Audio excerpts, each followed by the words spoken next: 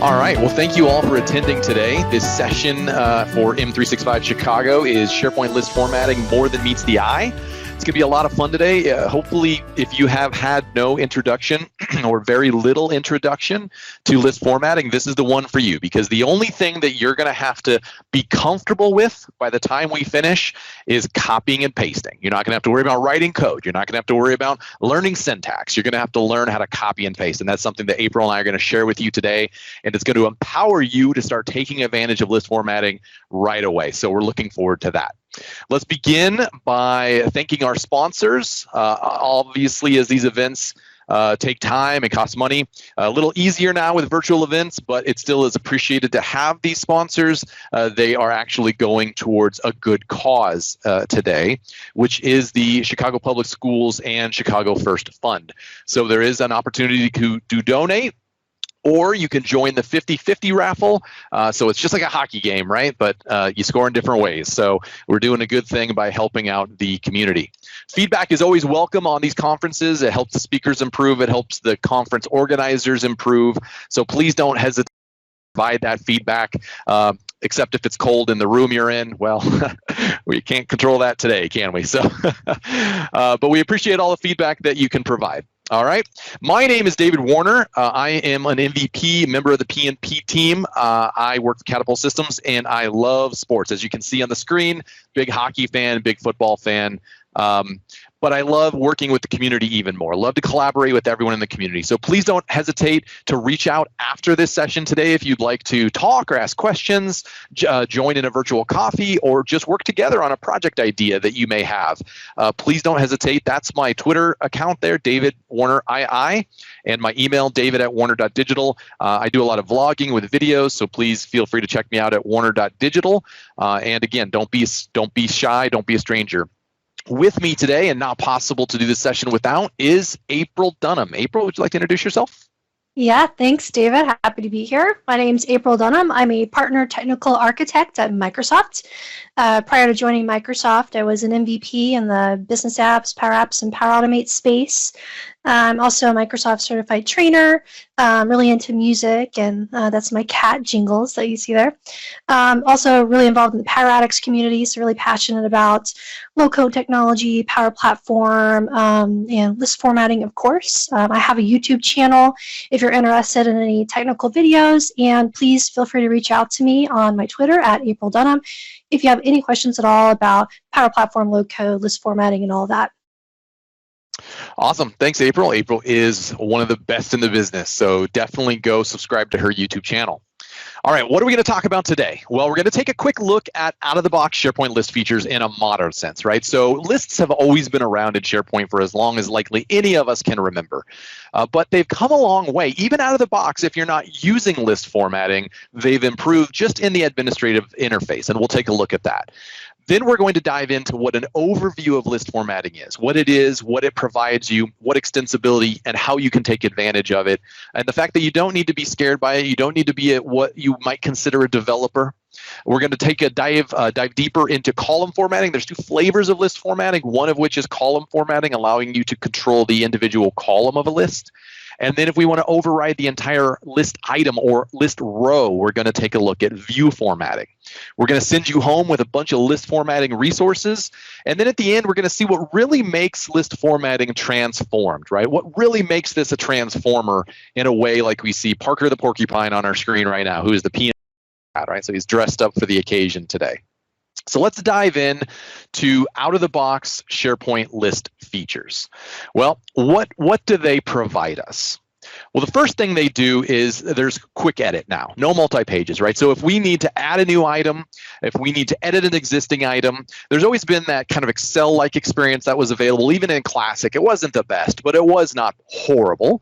But if we wanted to edit an individual single list item, we had to go to another page, refresh, go to a new form. If we wanted to add a new list item, we had to go to a new page, refresh, right? That shuffling back and forth was always expensive on our experience, and it was taxing and not exactly a fun experience. Now it's more of a single page app experience. We can do things like add list columns, resize list columns, and then we're going to get access even to something called custom formatting, which April will dive deep into further in the lesson. But what does this look like? Is this really transformed? Is this what we're hoping to get out of lists in the long term? Well, let's take a quick look at what it provides us. So here we're looking at a simple list. This is nothing more than an out-of-the-box list with a couple of list items, Autobots and Transformers, and we've added a few columns here, right? Simple list items, things like texts and choice and number. So if we needed to edit one of these, we could click on it, we can edit. You'll notice what I had talked about here with the panel coming out on the right. We're able to access the different properties of our list item. I didn't have to go to a new form and refresh the page for a costly trip across the network, right? I can actually go in here and edit it directly. So if I wanted to add a number, I can do that. Just hit save. And again, we see it refresh on the or load on the screen without a complete page refresh. So we're getting that asynchronous experience.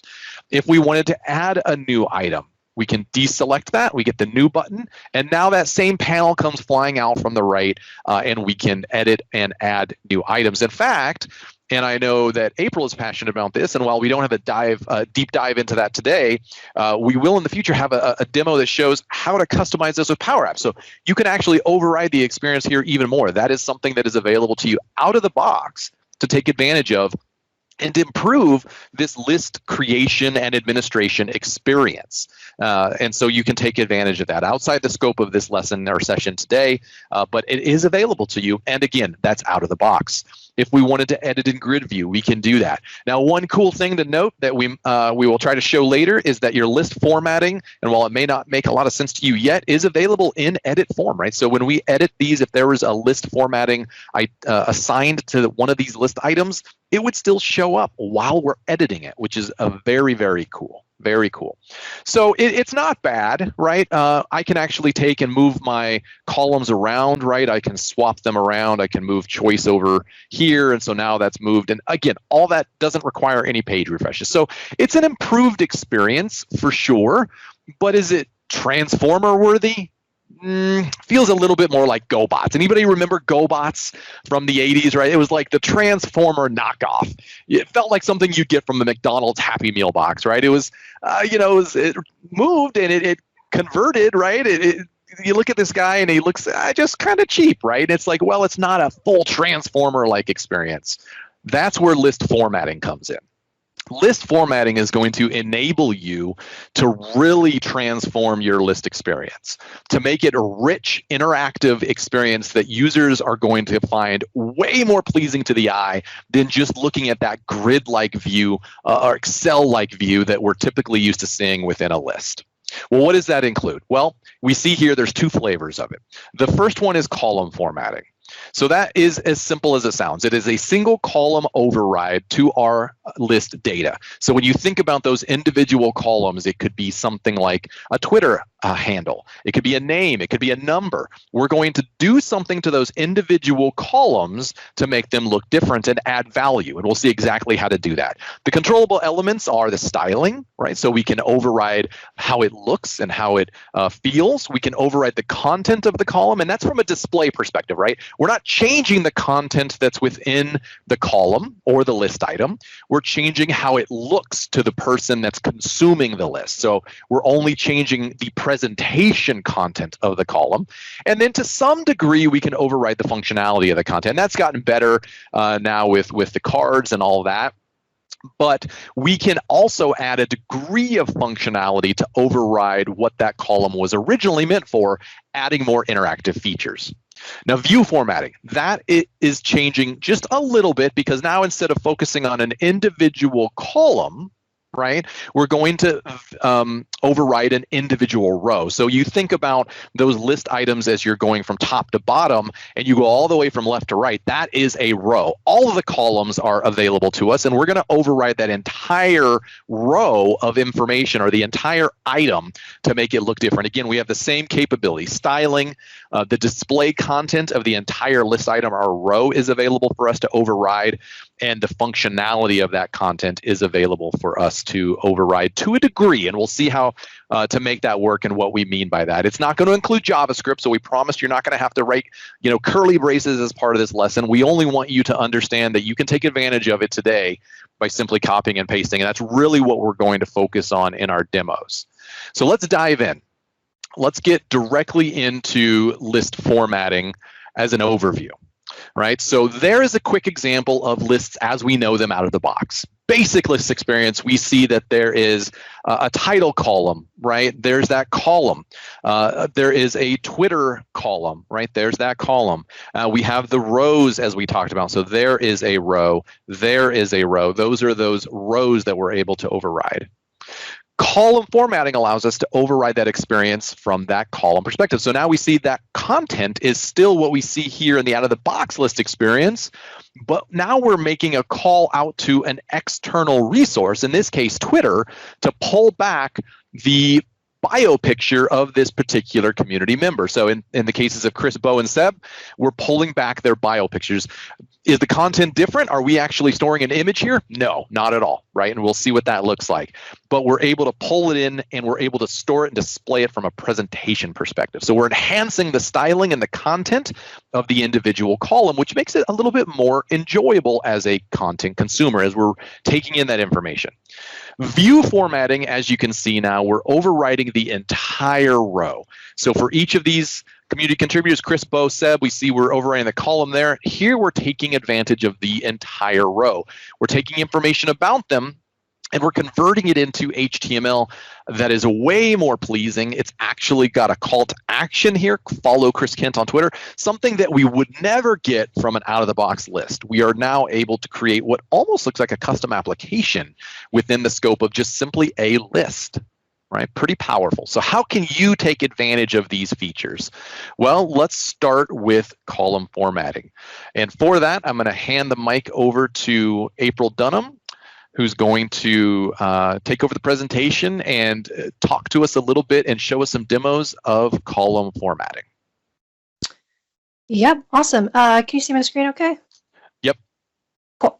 Awesome. So column formatting, as David just said, that's where if we want to apply formatting to a specific column. So just as he was saying, where with list formatting in general, we have two flavors, right? We have column formatting, which is applied to a specific column, and we have the list view formatting. Well, with column formatting, we have two different flavors of that as well. So there's custom formatting, and that's what's going to allow you to apply this formatting to your columns, but give you a wizard-like experience to do that.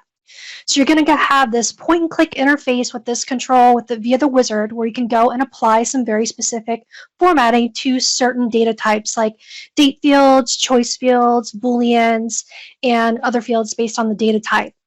So with this, though, you're going to have a little bit of a limitation about how much you can do. It's going to be very much, applying some colors to it, maybe if some icons and some text, which we'll look at there. But if you need something beyond that, that's where column formatting comes into play. So what that's going to enable you to do, so, think of custom formatting as your no-code way of doing this. Think of column formatting as your low-code. So what this is going to do is use something called JSON. So again, we don't want to get you too hung up on, having to know the ins and outs of JSON and what it is and how to write it, because we're going to be doing copying and pasting samples here today. But with column formatting, we can take this JSON to describe and format the column in a way and paste that into a text editor, and it will transform that, and you can do much more with this rather than just filling in colors. You can do things like Excel-like expressions. You can even take data from other columns and do calculations and comparisons. You can have even more rich styling with SVGs, and you can transform the content. So you might have something that is just a text field, but you can make it a hyperlink or a button, or transform something with visuals and pictures. So there's so much that we can do with the full-blown column formatting. Now I want to start off, though, by let's dive into a demo here, and we'll look at custom formatting first and see what our options are available to us there. Now, everything that we said that we're going to be covering today is all copy and paste. So these are samples that are already out there on the GitHub repo. So all we have to do is go find the sample we want to use and copy and paste it. So it's organized into two different structures here. So you have your column samples and you have your view samples. So if we want a column sample, which we're going to be looking at, you'll click on that folder and you can browse through all the great samples that we have. Now to start, I want to start with the custom formatting That's the out-of-the-box no-code way first. So here we have a modern SharePoint list where we have a single-headed text field, we have a date, a choice, and a Boolean. So to apply this custom formatting, the out-of-the-box way, you'll click on a column that you want to apply the formatting. You'll go to Column Settings, and you'll see an option for Format this column. So what we're seeing here is that custom out-of-the-box formatting options. So one of the easiest ones we have here is Format Date. So we see if we click on that, it's going to take us and automatically apply some kind of formatting to our data here. So we can see that this is all color-coded in yellow. Now if we click Edit Styles, though, we have some more options that we can configure with this. So we see what it's doing is it's knowing that this is a date field, and for a date you might want to apply styles on if the date is before today, if it is today, and if it's after today. So it's going to service that up, and it's going to give you these options to color code this content accordingly. So it's going to recommend some colors, but of course we can override that by clicking on this little style button, and we have all these different colors to choose from the theme. So if I wanted it to be like a darker yellow, we could change that easily. But we also have more styles. If we click more styles here, we see that we have even more capability to format this. So not only can we do a fill color like we see here, but we can change the font. So we can make it bold or italic or underline or cross through, whatever we need there. And we can define the font color. So if we want to make sure that it's a little bit hard to read being gray like this, so we can make it a little bit darker color there so it stands out a bit. And we even have the ability to use some icons in this. So if it is overdue, for example, we can have like a little warning icon that shows up right next to that. And we can change the alignment of that as well. So from left to right. And then we can even define some borders. So I can click on the properties here with the borders. And when we do that, we can define the thickness of the border and the border color. So lots of out-of-the-box point-and-click configuration that we can apply with these styles here. So all I have to do is save that, and that's going to apply that automatically here to my list. I can go back and make these changes for each of these different items. So that's an easy way to get started with that. Now, these options that you have are vary depending on what choice and type of field that you're using this on. So if I look at this choice field, for example, we have two options. So we can tag something as transformers or GoBots. So if I click on that and go to its column settings and format this column, you see that we have a few more options available to us here with the custom formatting. So we have a background colors, a choice pills, and the conditional formatting. So background colors is going to be very similar to what we just saw with the date. So if we click that, it's going to take, and let's go to edit styles here again so we can see what it did. It's going to take all the choice values that you have there, and it's going to give them as options so that you can define a background color in those styles for that. So that's one way. The one that I really love, though, with the choice fields is this new one. It's choice pills.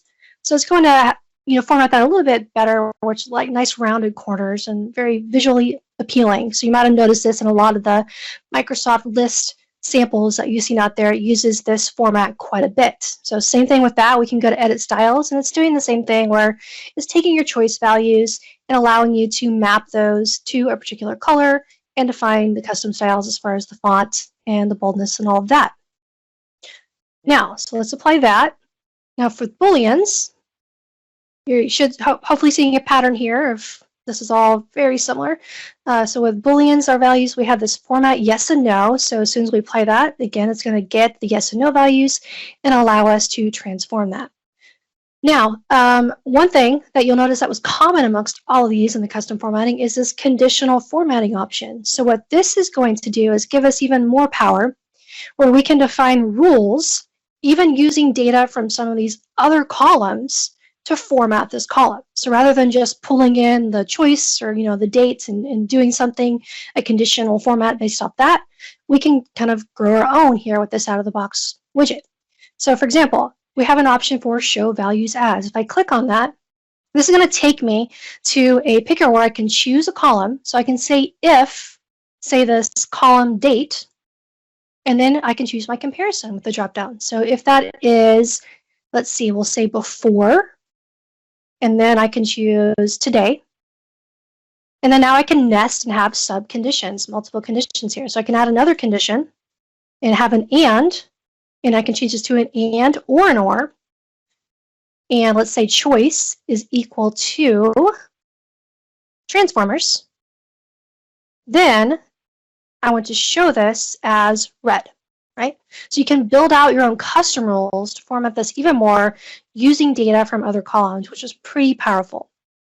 I'm going to save that. And one of the things that you'll also notice in all of these formats is there's this option below for advanced mode.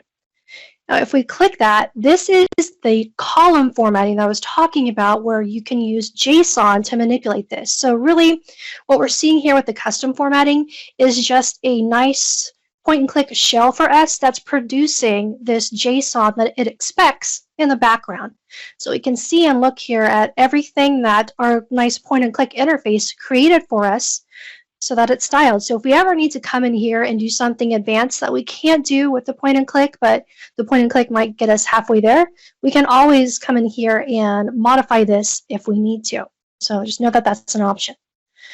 So that was a quick primer on custom formatting. Now let's take a look at an example of column formatting and how we can use some of those samples from GitHub in the repo there to really customize columns. So to showcase this, we have another list here that's showing trending numeric values. So we have two number fields here. So we have a before number and we have an after. So if we want to do some kind of comparison, which is a thing that we did say we can do with our column formatting, we can compare two different columns, which we just looked at, and maybe have a trend like of an up or a down arrow or a color if this value is greater than the after value, right? So how we can do that, so again, we can go into our dropdown and go to column settings and format this column. And instead of using the custom, what we want to do is go straight to this advanced mode, because this is where we can paste in some JSON. So to show that, I have went down and used one of the samples from GitHub. And this is the JSON. Again, we don't want to get too hung up on that, but just see how it's only 19 lines of text here. So nothing crazy complex. So all we have to do is copy that, go back over here, and paste that into the block. Now, one thing that you notice, there's a preview.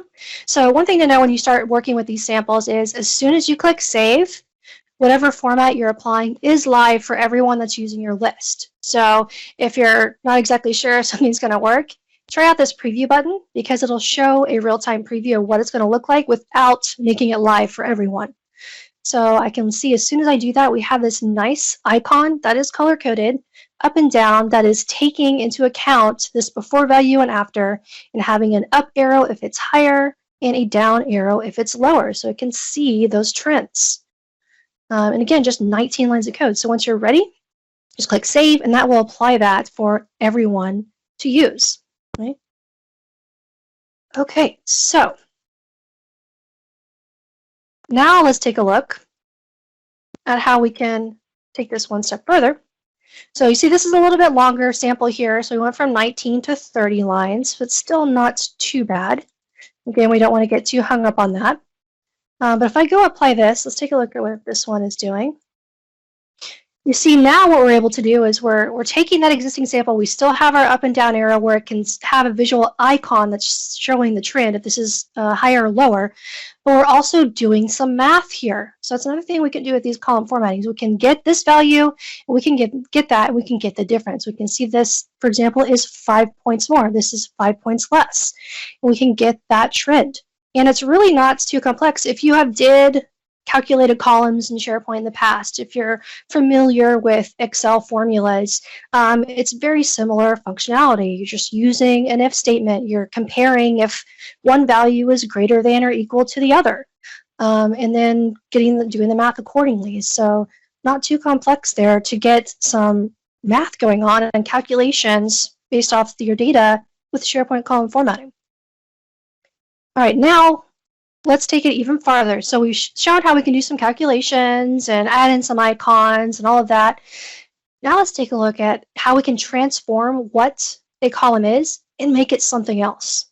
So in this sample, we have some social profiles. So we have a single line of text field with someone's name, and then we have another single line of text field, but this is storing these associated people's Twitter handles. So one of the things that we're able to do with column formatting is we can actually take this and transform this into an image. So now, although we're not going to make any JavaScript calls or anything like that, we can actually format a URL that will point to their Twitter profile's image and pull that down here in this field. And again, this is one of those samples that's out there already. So I'm going to copy this and paste it, and you see that, you can kind of see what's happening here. So what we're really going to do is we're going to transform that single line of text field into an image. That's what this image tag is doing. And we're just going to pass in a URL and pass in this value, and it's going to transform that. So let's do this. We'll click on the drop down, go to column settings, and format this column again. And for this, we'll want to go to the advanced mode. Let's paste in a sample. We'll use our preview to make sure it works. And voila, you see as soon as we do that, that text value is transformed into an image. So it's went out, it's called Twitter, it's passed in their Twitter handle, and it's returning their profile picture. So again, this is not changing anything on the back end. This is still a single line of text field. We're just modifying it with that JSON to have it transform into an image. That's pretty cool. Now, here's where you can really take it up a notch. So we just transformed this into an image, but what if we want this to be a clickable link to take us to their Twitter profile too? Wouldn't that be cool? Well, we can do that with column formatting also. So we can take this same code. So this is, again, this is about 31 lines here. Just add a few more lines to transform this image and wrap it around an A tag, which is just a way to do a hyperlink in HTML. So let's copy this. We'll go back into that same column. We'll format that. And we'll replace what we had. Click Save. All right, now, if you notice, as I hover over those pictures, now we got our nice pointer. What does that mean? That means that we just transformed that into a hyperlink. So I can click on Chris here. That's going to take us right to his Twitter as a hyperlink with this picture. That is pretty cool, and it really shows the power of what you can do with column formatting. This is just one example. Another great example that I use a lot is to use this with the Power Platform. Obviously, you know I love the Power Platform, so I'll use this to pass a link to open a Power App directly from a SharePoint list. Or I think Chris actually showed this a little bit in the previous session where you can have it kick off a flow with this within Power Automate. So lots of use cases, especially for to be able to transform your fields into clickable hyperlinks too. And with that, I'm going to turn it back over to David because he's going to show how to take this up even another notch and how we can completely transform our entire views. All right. Thank you, April. Just confirmation, you can see my view formatting slide? Yes. Excellent. Thank you. All right. So that was really cool. And April showed us some amazing ways in which we could take advantage of overriding the look and feel and to some degree the functionality of our content within the list without really ever having to change the content within the list. So we can still have the administrators working and putting in the information that makes the most sense, but we can make it much, much richer. Well, as she mentioned, view formatting, take it up a notch. So let's take a look at what we can do. The overview here is that we're still going to use with that low-code JSON. Right? It has brought forward, it didn't start out with the wizard-like experience, but it has brought in that wizard-like experience.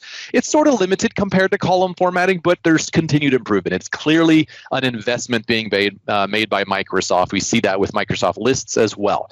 And so we see that continued improvement. In this case, we're overwriting the entire row, right? So that entire item and row. And that means that we can define the actual HTML content that is being displayed to our users. What does that mean? Well, it means that we can change the look and feel and to some degree the functionality, just like you can with column formatting. Now, there's no JavaScript here.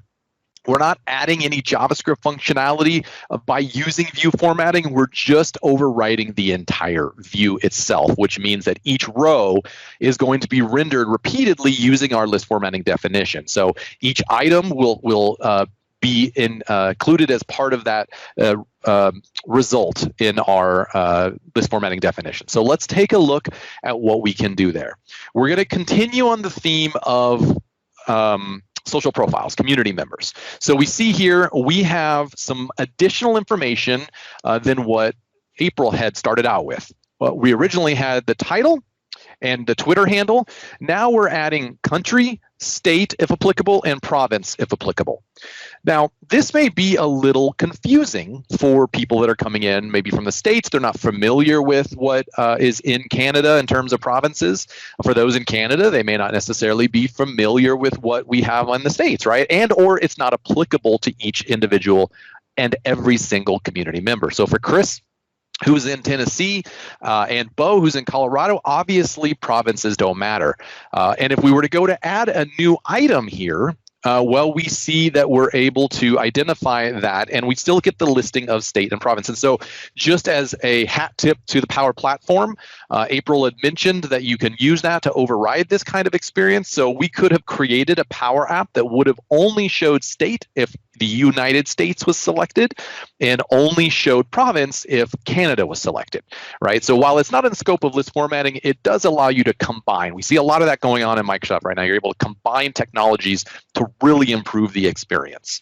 But going back to the list, just consuming the information, it's nonsensical for us to take a look at both state and province for someone where we see all these blanks. We may be wondering, well, why do we need it? I don't want to see province if they're not in Canada. I don't want to see state if they're not in the United States. Well, that's where view formatting comes in, and we're able to take advantage of it. Much in the same way that we would a column, we would come up to the column and we would come to column settings and say format this column. View formatting is activated the exact same way. And as an aside, whereas in column formatting, whatever it is you apply to your column is obviously associated to that column. In this case, it is individually associated to the view. We know that you can have multiple views within a list. That means that each view can have its own view formatting definition assigned to it, which allows you to create a variety of dashboards based on different views. We're just going to go ahead and focus on one. We can see here that it is giving us the layout of list, and we've got that limited wizard-like experience that we had mentioned, but we're going to dive directly into the advanced mode. We're feeling good about copying and pasting some examples. So we're going to take a look at how we can override that experience. I'm going to copy and paste, and as April had showed you, we just have some simple view formatting definitions. Again, it gets a little longer each time. We're down to 119 lines of JSON here, but again, nothing overwhelming, all completely free and available to you in those repos, which we'll give you some links to later. And I'm going to paste that in, and I'm going to hit preview. Well, now what we see has happened is I've taken that basic information that was displayed, and I've now wrapped it in some custom HTML. I've added a nice little drop shadow, a little button here that's a call to action. It's pulled in Chris and Bo's and Seb's and Hugo's profile pictures. So now we're looking at a much more pleasurable experience in terms of the content that's there. It's much easier to consume. It makes a lot more sense. We have the call to action, which April had showed off, is just simply really an anchor tag. And if I click on that, then it takes me out to Chris's Twitter feed, and you're able to control whether it opens in a new tab or not, you know, depending on your accessibility needs. And so we're able to take advantage of that. But wait, what about that content that was there around where they live? We're not displaying that. Well, that's where there's additional opportunity. Because we can control the actual HTML, we can make pseudo-like API calls. And I say pseudo-like because we're not writing that JavaScript. We're not writing programmatic interfacing to the API that's pulling back a REST result and displaying it. And if you don't know what that means, it's just a dev way of saying I'm making a request to another system and I'm using JavaScript to request data and pulling it back. But there are services out there that are available to us that don't require that level of interaction. For example, map services are simply just providing information to a map service around maybe location, and then we're able to pull back information about that location. Well, what would that look like? What if we wanted to take advantage of the location information that we had stored here? I'm going to select all of that. I'm going to preview it so we see we're back to normal. Didn't have to, could have just replaced it with this new sample. I'm going to paste it in, and if we look at that sample again, don't get hung up on the code, but we'd see it's a little longer, 146, still nothing really substantial here, and a lot of that is broken out so that it's all on separate lines, so it kind of makes it a little longer than it really needs to be. But I'm making a request out to a Google API, and if I preview now, we see I'm able to load the geographic location of the individual contributors. So now we're able to see, okay, well, instead of just seeing that Chris is from Tennessee, I'm able to see a map of Tennessee. in terms of Bo and Colorado. I'm able to see visually where they're located. And in the case of the normal list, where it would show both columns for province and state, I'm only seeing one representation for the geographic location. I'm seeing the map. And again, because we're able to control the HTML, we're able to make it clickable. So if I click on Bo, it opens up in a new tab, shows me Colorado. I'm now able to interact with it, which is pretty slick.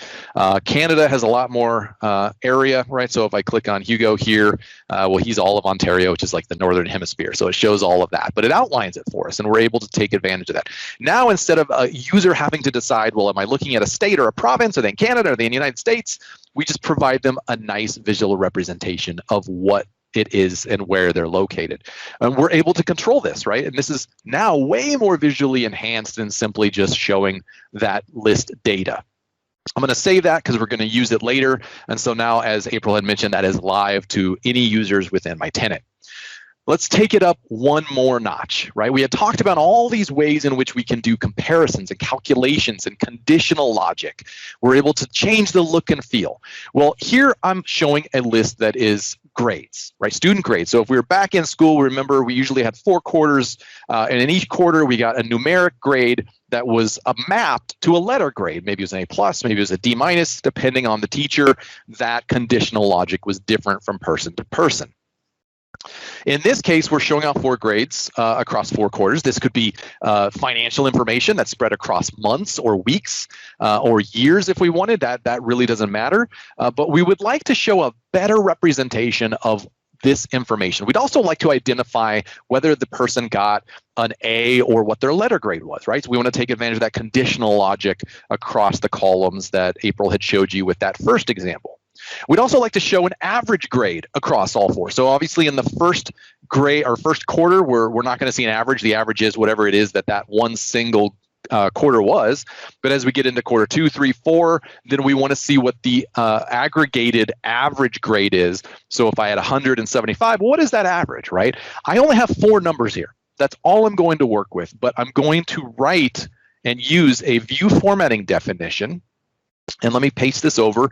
And this does get a little longer. So I'll bring this over to the screen and show you. As I scroll down, you can see, yeah, we've gotten a little longer. Now we're a little deeper. We're at 522 compared to 100. But what I want to impress upon you is there's a lot of repetition here. Because we're dealing with multiple quarters, we see a lot of that comparison is identical from one quarter to another. We're just taking in different number logic. So in the case of quarter 3, we have to include 1, 2, and 3. In the case of quarter 2, we include 1 and 2.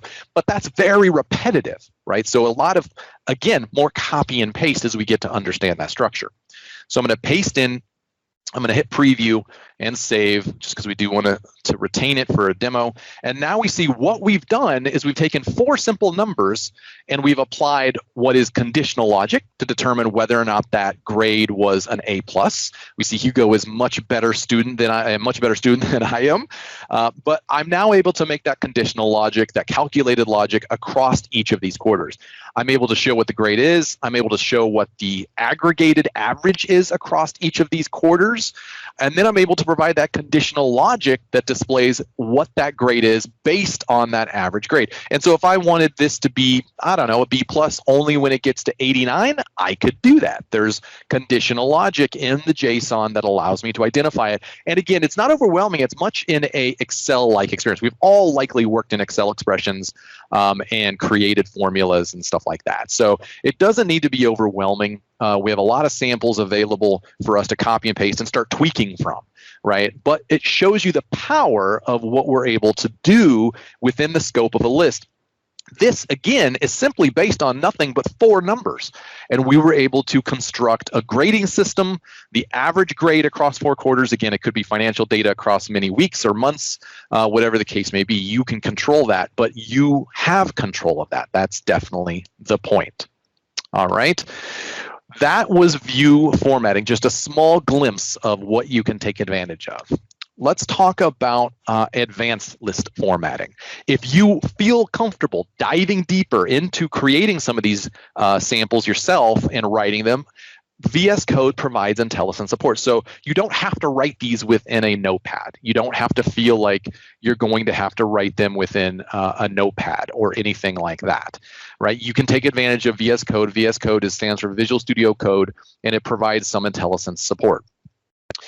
You'll notice that when you start working in an editor, you feel like you might be doing a lot of copying and pasting, alt-tabbing between VS Code and your browser window to paste it and test it. And I know that when I create these formatting definitions, I'm very iterative. I do a little bit, I test it, a little bit more, I test it.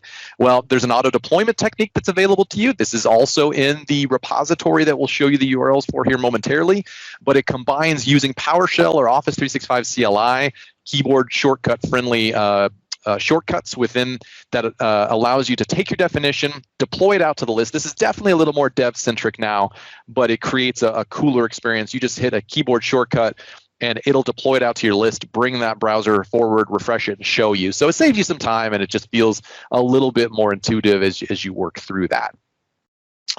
All right, let's talk about some list formatting resources that are available to you. We talked a lot about the samples that are available to you for free. Where can you get those? Well, there is a collection of community-created samples. And I say community-created because they have been created by the community. Chris Kent owns the repository for this. He is the list formatting wizard, the horse whisperer, if you will, of list formatting. And so there is currently, I believe this number has gone up, but well over, I believe, 100 different samples available as of right now across view and column formatting. These are usable in many ways. So for example, while we say there is 56 column formatting samples, those are all usable within view formatting, right? Because you control that entire experience on a per item basis. So if you see something in the column formatting, don't think that's only for column formatting. You saw where we were able to take that Twitter profile picture in a column formatting demo and then use the same thing in the view formatting in a bigger way as part of the larger per item experience, right? So they can be used there.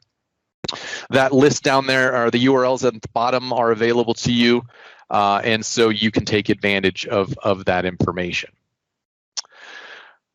All right, other useful resources are the development call. April, would you like to tell them a little bit about this?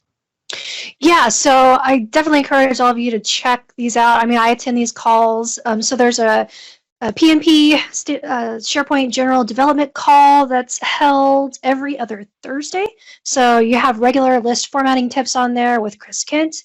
So that is 9 a.m. Central, 10 a.m. Eastern, 7 a.m. Pacific time. These are also always recorded and listed on the PNP YouTube channel. So if you can't catch one live, make sure to check out the aka.ms link there to catch those on YouTube. Awesome, thank you. And we have some additional list formatting information for you. April, want to tell them a little bit about this one too? Yeah, so this one I definitely encourage you, if you want to get deeper into list formatting and you do want to know, like, how can I write that JSON and really customize it, check out Chris Kent's session from the SharePoint conference last year. I know that David and myself both attended this session, and our minds were blown. It was really great. So if you want to go deep into that, and what is JSON? How do I create it from scratch? What are, he goes into the details about the supported column types, the HTML elements and attributes, and lots of cool demos and everything to just really take this to the next level and create your own custom formats with that. Awesome, thanks, April. And let's talk a little bit for a moment about what really makes list formatting transformed, right? Hopefully you've seen that you're able to take the information that is normally stored in a very kind of functional but boring way visually, Excel-like experience in lists. It does what it does. It's certainly of value to us, but how is it really transformed? Well, you may or may not know that there is out of the box a list web part in the modern experience of SharePoint. When you combine this list web part and list formatting, that's when it really goes beyond and you get that more than meets the eye experience. And what does that look like? Well, let's finish up with this last demo. I'm going to move over to a page. Now, this is just a standard modern page. And I'm going to edit, and I'm going to add that list web part. Just do a search here on list. And I'm going to look for the view formatting of social profiles. And now you see what's happened is it inherits that list formatting experience. And yeah, we have this little extra stuff up here. We can hide that, right? So I can kind of do this weird double negative where we're turning it on to hide. That seems kind of weird. But I'm able to hide it, and we're left with this see all, and we're able to change the title here. But what is to you if you were publishing this page and loading this page as a user? This looks like a custom web part. And all it really is taking advantage of is that custom JSON experience. And that allows us to truly transform our experience without feeling like we have to be a SharePoint framework developer, write JavaScript, or anything super, super complex. We can take it a step further by combining this list web part with another list web part. So I'm going to drop another one here. We're going to take student grades. I'm going to republish. And now we see we're able to combine those two things together. Well, they might not normally go together on a page, but the point is we're able to combine experiences that were created across separate lists on a single page and show what may look like a completely custom dashboard. Pretty incredible, really transforming your list data into something that is truly rich and rich experience and interactive, right? We've got these call to actions that is still applicable. So if I click on Quebec City, even on the page, we see it still is loading and fully functional. It's not just a snippet or a visual, like a snippet of just the picture. It is still fully functional as a web part, and everything bubbles up. So a lot of power, a lot of information available, and so we implore you to please take advantage of it. There's a lot of resources available. I'm going to go back to the useful resources link or slide because that is the most powerful here in terms of accessing and starting to use list formatting if you have never used list formatting before.